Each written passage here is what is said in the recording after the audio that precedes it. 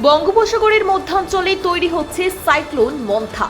সম্ভাব্য ক্ষতিগ্রস্ত উপকূলীয় জেলা অন্ধ্রপ্রদেশ, উড়িষ্যা, তামিলনাড়ু, ছত্তিশগড় এবং পুদুচেরিতে এনডিআরএফ আগাম মোতায়েন করেছে তাদের 25টি দল। অতিরিক্ত আরও 20টি দলকে রাখা হয়েছে প্রস্তুত অবস্থায়, যাতে প্রয়োজনে দ্রুত মোতায়েন করা যায়।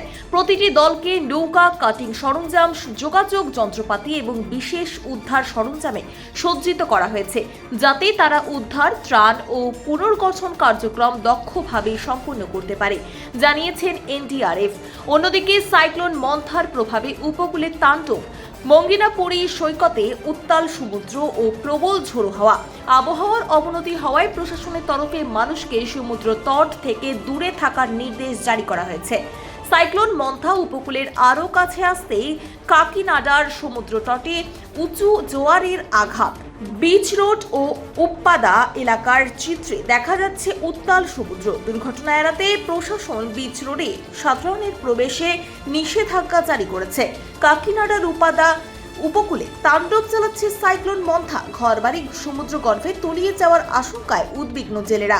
পরিস্থিতি সামাল দিতে প্রশাসন শুরু করেছে গ্রামবাসীদের সরিয়ে নেওয়া।